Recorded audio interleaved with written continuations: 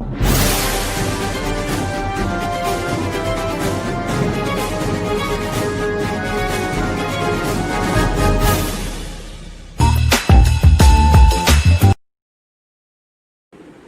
महामारी की दहशत कितनी है, इसी को देखते हुए स्कूलों में शिक्षा को लेकर एक साल किया जाए ड्रॉप, कितना उचित कितना अनुचित, इस पर चर्चा कर रहे हैं एनएसडब्ल्यू की प्रमुख अध्यक्षा पूजा बराड़, समाज सेविका परमजीत कौर, एचएसपी पंजाब के अध्यक्ष पवन मनोचा और हिंद संग्राम परिषद ट्राई सिटी के प्रधान अवतार सैनी।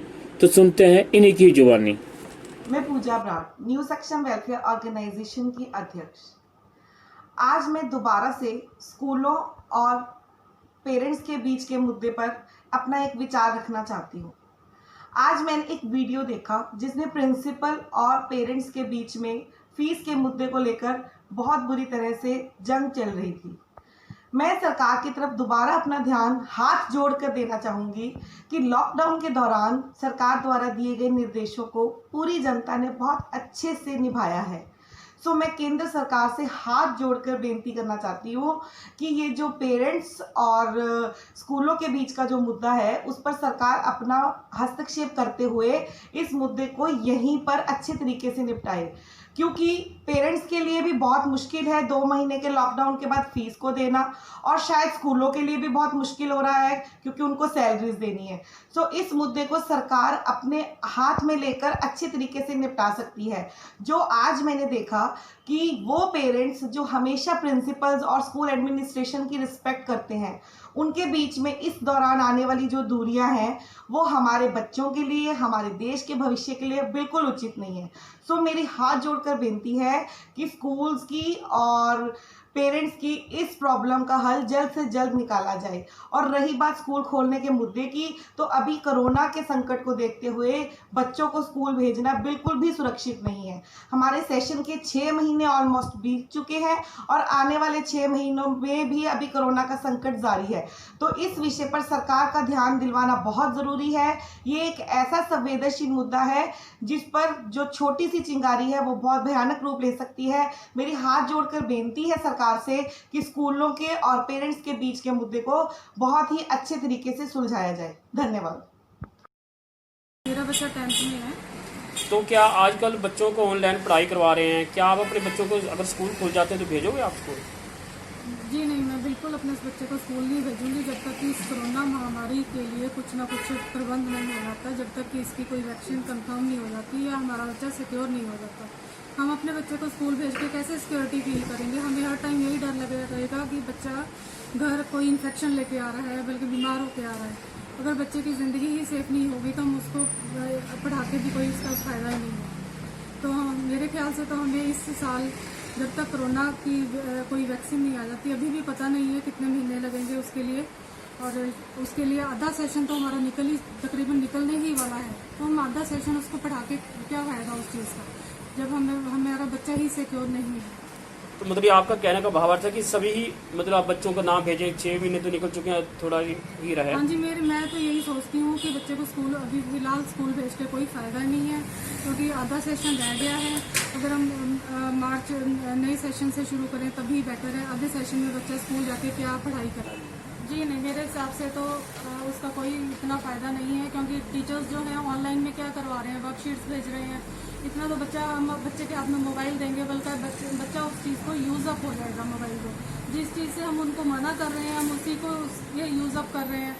जो बच्चे ने स्कूल में जाके करना है वो बच्चा कैसे ऑनलाइन कर पाएगा? बाकी ऑनलाइन के तो और भी बहुत से साधन है, जैसे नेट से या लैपटॉप है घर में, बच्चे को खुद ही इतनी स्टडी तो कर लेते हैं।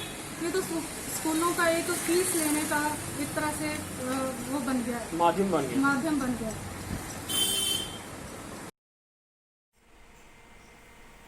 मैं पवन कुमार मनोचा, हिंद संग्राम परिषद रजिस्टर्ड भारत ਦੀ ਇਕਾਈ ਦਾ सूबा प्रधान पंजाब, मैं सरकार अगे हथ जोड़ के बेनती करनी चाहता हाँ कि हुण स्कूल ना ही खोले जान, क्योंकि कोरोना की बीमारी कारण स्कूल नहीं खोले जा रहे। उपर तो स्कूलों के टीचर बच्चों तो ਫੀਸਾਂ ਮੰਗ ਰਹੇ ਹਨ ਅਤੇ ਜੋ ਸਰਕਾਰੀ ਸਕੂਲ ਜਾਂ ਪ੍ਰਾਈਵੇਟ ਸਕੂਲ ਆਨਲਾਈਨ ਪੜ੍ਹਾਈ ਕਰਾ ਰਹੇ ਹਨ ਉਹ ਪੂਰੀ ਤਰ੍ਹਾਂ ਬੱਚੇ ਸਮਝ ਨਹੀਂ ਪਾ ਰਹੇ ਅਤੇ ਕਿਰਪਾ ਕਰਕੇ ਸਰਕਾਰ ਅੱਗੇ ਇਹੀ ਬੇਨਤੀ ਹੈ ਕਿ ਅੱਧਾ ਸਾਲ ਤਾਂ ਬੀਤ ਹੀ ਚੁੱਕਾ ਹੈ, ਹੁਣ ਅਗਲੇ ਸਾਲ ਹੀ ਸਕੂਲ ਖੋਲ੍ਹੇ ਜਾਣ। ਆਪ ਜੀ ਦਾ ਬਹੁਤ ਬਹੁਤ ਧੰਨਵਾਦ। ਮੈਂ ਅਵਤਾਰ ਸਿੰਘ ਸੈਣੀ, ਪ੍ਰਧਾਨ ਹਿੰਦ ਸੰਗਰਾਮ ਪਰਿਸ਼ਦ ਟਰਾਈ ਸਿਟੀ ਚੰਡੀਗੜ੍ਹ। ਮੈਂ ਸਰਕਾਰ ਤੋਂ ਇਹ ਮੰਗ ਕਰਦਾ, ਇਹ ਰਿਕੁਐਸਟ ਕਰਦਾ ਸਰਕਾਰ ਤੋਂ ਕਿ ਅੱਜ ਕੱਲ੍ਹ ਬੱਚੇ ਦੇ ਸਕੂਲਾਂ ਨੂੰ ਲੈ ਕੇ ਕਾਫੀ ਚਰਚਾ ਦਾ ਵਿਸ਼ਾ ਬਣਿਆ ਹੋਇਆ ਹੈ। ਹਾਈ ਕੋਰਟ ਦੇ ਵਿੱਚ ਕੇਸ ਲੱਗੇ ਹੋਏ ਹਨ। ਅੱਜ ਮੈਟ੍ਰਿਕ ਤੇ ਪਲੱਸ 2 ਦੇ ਬੱਚਿਆਂ ਦੇ ਪੇਪਰ ਹਜੇ ਪੈਂਡਿੰਗ। ਜੇਕਰ ਗੌਰਮੈਂਟ ਦੇ ਪੇਪਰ ਲੈਂਦੀ ਵੀ ਹੈ ਤਾਂ ਉਹਨਾਂ ਦਾ ਸਿਲੇਬਸ ਕਿੱਦਾਂ ਪੂਰਾ ਹੋਏਗਾ ਤੇ ਨੈਕਸਟ ਕਲਾਸ ਵਿੱਚ ਉਹ ਕੀ ਕਰਨਗੇ। ਮੇਰੀ ਇਹੀ ਰਿਕੁਐਸਟ ਹੈ ਗੌਰਮੈਂਟ ਤੋਂ ਕਿ ਇਸ ਸਾਲ ਬੱਚਿਆਂ ਦਾ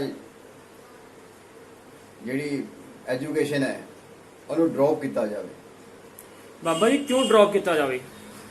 ਇਹਦੇ ਕਈ ਕਾਰਨ ਹੈ। ਪਹਿਲਾ ਕਾਰਨ ਤਾਂ ਹੈ ਸਕੂਲਾਂ ਦੇ ਪੇਰੈਂਟਸ ਦੇ ਵਿੱਚ ਫੀਸਾਂ ਲੈ ਕੇ ਚੱਕਰ। ਦੂਜਾ ਕਾਰਨ ਇਹ ਹੈ ਕਰੋਨਾ ਮਹਾਮਾਰੀ ਨੂੰ ਲੈ ਕੇ ਸਾਡੇ ਬੱਚੇ ਸੇਫ ਨਹੀਂ ਹੈ ਸਕੂਲਾਂ ਦੇ ਵਿੱਚ। ਅਸੀਂ ਬੱਚਿਆਂ ਨੂੰ ਸਕੂਲ ਭੇਜਾਂਗੇ ਕਿਸ ਭਰੋਸੇ? ਸਾਨੂੰ ਤਾਂ ਇਹ ਚਿੰਤਾ ਲੱਗੀ ਰਹੇਗੀ ਕਿ ਸਾਡਾ ਬੱਚਾ ਸੇਫ ਹੈ ਜਾਂ ਸੇਫ ਲੌਟੇਗਾ। ਅੱਛਾ, ਤੀਜਾ ਇਹ ਕਿ ਅੱਧਾ ਸੈਸ਼ਨ ਲੰਘ ਚੁੱਕਿਆ ਹੈ, ਐਜੂਕੇਸ਼ਨ ਨਾ ਹੀ ਸ਼ੁਰੂ ਹੋਈ ਹੈ। ਬਾਬਾ ਜੀ ਅੱਜ ਕੱਲ੍ਹ ਪੜ੍ਹਾਈ ਸਕੂਲਾਂ ਦੀ ਆਨਲਾਈਨ ਵੀ ਕਰਵਾਈ ਜਾ ਰਹੀ ਹੈ ਤੇ ਪੜ੍ਹਾਈ 'ਚ ਤਾਂ ਕੋਈ ਅੰਤਰ ਤਾਂ ਨਹੀਂ ਆਉਣਾ ਚਾਹੀਦਾ ਇਸ ਹਿਸਾਬ ਦੇ ਨਾਲ? ਇਹਦੇ ਵਿੱਚ ਬਹੁਤ ਅੰਤਰ ਆਏਗਾ। ਆਨਲਾਈਨ ਐਜੂਕੇਸ਼ਨ ਤਾਂ ਵੈਸੇ ਵੀ ਸਭ ਕੁਝ ਕਿਤਾਬਾਂ ਤਾਂ ਆਨਲਾਈਨ ਹੀ ਹੈ। ਕਿਤਾਬਾਂ ਵੀ ਹੈ, ਜੇ ਆਨਲਾਈਨ ਆਪਾਂ ਨਹੀਂ ਵੀ ਆਪਾਂ ਕਰਦੇ ਤਾਂ ਕਿਤਾਬ ਹੈ ਆਪਣੇ ਕੋਲ, ਪੜ੍ਹ ਸਕਦੇ ਕਿ ਪੜ੍ਹੇਗਾ ਕਿੱਦਾਂ ਬੱਚਾ? ਫਿਰ ਸਕੂਲਾਂ ਦੀ ਵੈਲਿਊ ਕਿਆ? ਜੇ ਐਦਾਂ ਦੀ ਪੜ੍ਹਾਈ ਕਰਨੀ ਹੁੰਦੀ ਫਿਰ ਤਾਂ ਸਕੂਲ ਦਾ ਕੋਈ ਮਤਲਬ ਹੀ ਨਹੀਂ।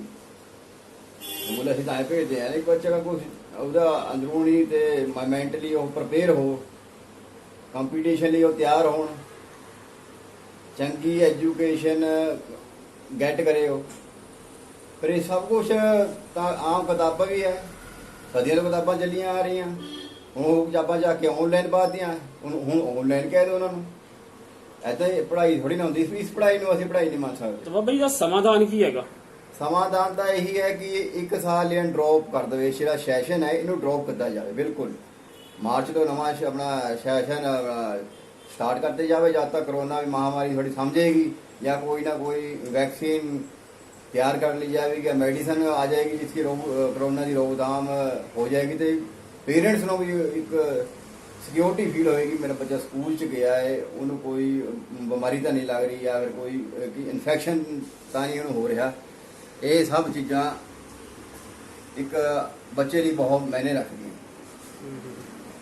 ਤੁਸੀਂ ਇਸ ਵਾਸਤੇ ਕੀ ਕਰੋਗੇ? ਅਗਰ ਨਾ ਕਰਨ ਵਾਸਤੇ ਸਰਕਾਰ ਕਰੇ ਤਾਂ ਇਸ ਵਾਸਤੇ ਕੀ ਸੰਘਰਸ਼ ਕਰੋਗੇ ਜਾਂ ਕਿਸ ਤਰ੍ਹਾਂ ਕਰੋਗੇ? ਆਪਣੀ ਆਵਾਜ਼ ਕਿੱਥੇ ਸਰਕਾਰ ਤੱਕ ਕਿਸ ਤਰ੍ਹਾਂ ਪਹੁੰਚਾਓਗੇ? ਦੇਖੋ 50% ਪੇਰੈਂਟਸ ਤਾਂ ਇਹ ਕਹਿ ਰਹੇ ਹੈ ਕਿ ਅਸੀਂ ਬੱਚੇ ਨੂੰ ਸਕੂਲ ਨਹੀਂ ਭੇਜਾਂਗੇ। ਅੱਛਾ, ਸਕੂਲ ਵਾਲੇ ਇਹ ਕਹਿ ਰਹੇ ਹੈ ਕਿ ਜੇ ਸਕੂਲ ਖੁੱਲੇ ਤਾਂ ਹਫ਼ਤੇ ਦੇ ਵਿੱਚ 2 ਜਾਂ 3 ਦਿਨ ਕਲਾਸ ਲੱਗੇਗੀ, ਬਾਕੀ ਆਨਲਾਈਨ ਪੜ੍ਹਾਈ ਹੋਏਗੀ। ਇਹ ਕਿਸ ਤਰ੍ਹਾਂ ਦੀ ਐਜੂਕੇਸ਼ਨ ਹੈ ਕਿ ਪਹਿਲਾਂ ਮੈਂ ਇੱਕ ਐਗਜ਼ਾਮਪਲ ਦੇਣਾ ਚਾਹੁੰਦਾ। ਪਹਿਲਾਂ ਬੱਚਾ ਸਕੂਲ ਜਾਇਆ ਕਰਦਾ ਸੀ ਤੇ ਆ ਕੇ ਆਪਣਾ ਟਿਊਸ਼ਨ ਤੇ ਜਾਂ ਕੋਚਿੰਗ ਸੈਂਟਰ ਹੋਵੇ, ਅਲੱਗ-ਅਲੱਗ ਸਬਜੈਕਟ ਦੇ ਅਲੱਗ-ਅਲੱਗ ਕੋਚਿੰਗ ਸੈਂਟਰ ਬੱਚਿਆਂ ਦੇ ਲਈ ਪੇਰੈਂਟਸ ਨੇ ਪ੍ਰੋਵਾਈਡ ਕਰਾਏ ਹੋਏ ਸੀ। ਪਰ ਹੁਣ ਉਹ ਸਾਰਾ ਕੱਟ ਕੇ ਕੋਚਿੰਗ ਸੈਂਟਰ ਵੀ ਬੰਦ ਹੈ, ਟਿਊਸ਼ਨ ਸੈਂਟਰ ਵੀ ਬੰਦ ਹੈ ਤੇ ਸਕੂਲ ਦੇ ਵਿੱਚ ਸਿਰਫ 2 ਦਿਨ ਦੇ ਵਿੱਚ ਪੜ੍ਹਾਈ ਕਿੱਦਾਂ ਪੋਸੀਬਲ ਹੈ? ਇਹ ਮੈਂ ਕੁਐਸਚਨ ਵੀ ਆਮ ਪਬਲਿਕ ਨੂੰ ਕਰਨਾ ਚਾਹੁੰਦਾ, ਕਿੱਦਾਂ ਇਹ ਹੋ ਸਕੇਗਾ? ਤੇ ਤੁਸੀਂ ਕੀ ਕਰੋਗੇ ਹੁਣ? ਮੈਂ ਤਾਂ ਗਵਰਨਮੈਂਟ ਤੋਂ ਇਹੀ ਰਿਕੁਐਸਟ ਕਰਦਾ ਤੇ ਆਮ ਪਬਲਿਕ ਮੇਰੇ ਦੋਸਤ ਹੈ, ਮਿੱਤਰ ਹੈ, ਮੈਂ ਉਹਨਾਂ ਨੂੰ ਇਹੀ ਸੁਝਾਅ ਦੇਣਾ ਚਾਹੁੰਦਾ ਕਿ ਮਾਰਚ ਤੱਕ ਦਾ ਸਮਾਂ ਬਹੁਤ ਲੰਬਾ ਸਮਾਂ ਨਹੀਂ ਹੈਗਾ। ਇਹਨੂੰ ਡ੍ਰੌਪ ਕਰਾ ਦਿਓ, ਇਹਨੂੰ ਮੇਰੇ ਖਿਆਲ ਜੁਲਾਈ ਆ ਗਿਆ, 6 ਮਹੀਨੇ ਬਾਕੀ ਰਹਿ ਗਏ। ਨਵਾਂ ਸੈਸ਼ਨ ਸ਼ੁਰੂ ਹੋਏਗਾ, ਨਵੀਂ ਵਧੀਆ ਤਰੀਕੇ ਨਾਲ ਪੜ੍ਹਾਈ ਸ਼ੁਰੂ ਹੋਏਗੀ। ਆ ਕਰੋਨਾ ਮਹਾਮਾਰੀ ਦਾ ਜਦ ਤੱਕ ਕੋਈ ਨਾ ਕੋਈ ਸਾਇੰਟਿਸਟ ਲੱਗੇ ਹੋਏ ਆ ਨਾ ਆਲ ਵਰਲਡ ਦੇ, ਕੋਈ ਨਾ ਕੋਈ ਹੱਲ ਲੱਭ ਲੈਣਗੇ ਜਦ ਤੱਕ ਉਹਦਾ ਮਹਾਮਾਰੀ ਦਾ। ਮੈਂ ਇਸ ਪ੍ਰੋਬਲਮ ਦੇ ਹੱਲ ਲਈ ਮੈਂ ਸਾਰੀ ਜਿੰਨੀ ਵੀ ਸੰਸਥਾ ਹੈਗੀਆਂ ਉਹਨਾਂ ਦੇ ਪ੍ਰਧਾਨਾਂ ਨੂੰ ਤੇ ਆਮ ਪਬਲਿਕ ਨੂੰ ਇਹ ਰਿਕੁਐਸਟ ਕਰਦਾ ਹਾਂ ਕਿ ਉਹ ਇਸ ਮੁੱਦੇ ਨੂੰ ਵੱਧ ਤੋਂ ਵੱਧ ਚੱਕਣ, ਪੇਰੈਂਟਸ ਦੀ ਗੱਲ ਨੂੰ ਸਮਝਣ, ਉਹਨਾਂ ਦੀ ਫੀਲਿੰਗ ਸਮਝਣ ਕਿ ਜੇ ਉਹਨਾਂ ਦਾ ਬੱਚਾ ਸਕੂਲ ਜਾਏਗਾ ਤਾਂ ਉਹਨੂੰ ਜਿਹੜਾ ਵਾਇਰਸ ਹੈ ਇਹ ਇਨਫੈਕਟ ਹੋ ਸਕਦਾ ਹੈ। ਇਸ ਲਈ ਮੈਂ ਸਾਰੇ ਸੰਸਥਾਵਾਂ ਨੂੰ ਇਹ ਰਿਕੁਐਸਟ ਕਰਦਾ ਹਾਂ, ਹੱਥ ਜੋੜ ਕੇ ਬੇਨਤੀ ਕਰਦਾ ਕਿ ਇਸ ਮੁੱਦੇ ਨੂੰ ਜਾ ਚੱਕਿਆ ਜਾਵੇ। ਤੁਹਾਡਾ ਸੰਪਰਕ ਤੁਹਾਨੂੰ ਕਿਸ ਤਰ੍ਹਾਂ ਸੰਪਰਕ ਕਰਨ, ਤੁਹਾਡਾ ਨੰਬਰ ਹੋਏਗਾ ਕੋਈ ਕਿਸ ਤਰ੍ਹਾਂ? ਮੇਰਾ ਨੰਬਰ ਹੈ 8146368073। ਜੇ ਕੋਈ ਮੇਰੇ ਕੋਈ ਰਾਏ ਲੈਣਾ ਚਾਹੁੰਦਾ ਇਸ ਸੰਬੰਧੀ ਮੈਂ ਹੈਲਪ ਕਰਨ ਲਈ ਤਿਆਰ ਹਾਂ ਜੀ। ਵਾਹਿਗੁਰੂ ਜੀ ਕਾ ਖਾਲਸਾ, ਵਾਹਿਗੁਰੂ ਜੀ ਕੀ ਫਤਿਹ। ਆਸਾਂ ਕਦੇ ਬੰਦੇ ਦੀਆਂ ਹੁੰਦੀਆਂ ਨਾ ਪੂਰੀਆਂ, ਕਲਪਦਾ ਬਥੇਰਾ ਫਿਰ ਵੀ ਰਹਿੰਦੀਆਂ ਅਧੂਰੀਆਂ। ਇਹ ਇਨਸਾਨ ਜਦੋਂ ਜਨਮ ਲੈ ਲੈਂਦਾ ਹੈ, ਇਹ ਅੰਤ ਸਮੇਂ ਤੱਕ ਇਹਦੀ ਕਲਪਨਾ ਪੂਰੀ ਨਹੀਂ ਹੁੰਦੀ, ਤ੍ਰਿਸ਼ਨਾ ਵੱਧਦੀ ਰਹਿੰਦੀ ਹੈ ਅੱਗੇ ਤੋਂ ਅੱਗੇ। ਉਹਦੇ ਵਿੱਚ 4 ਲਾਈਨਾਂ ਕਹਿਣ ਲੱਗਿਆ, ਸੁਣਨਾ ਜਰਾ ਗੌਰ ਨਾਲ। ਆਸਾਂ ਕਦੇ ਬੰਦੇ ਦੀਆਂ, ਹਾਂ ਆਸਾਂ ਕਦੇ ਬੰਦੇ ਦੀਆਂ ਹੁੰਦੀਆਂ ਨ ਪੂਰੀਆਂ, ਕਲਪਦਾ ਬਥੇਰਾ ਫਿਰ ਵੀ ਰਹਿੰਦੀਆਂ ਅਧੂਰੀਆਂ। ਆਸਾਂ ਕਦੇ ਬੰਦੇ ਦੀਆਂ।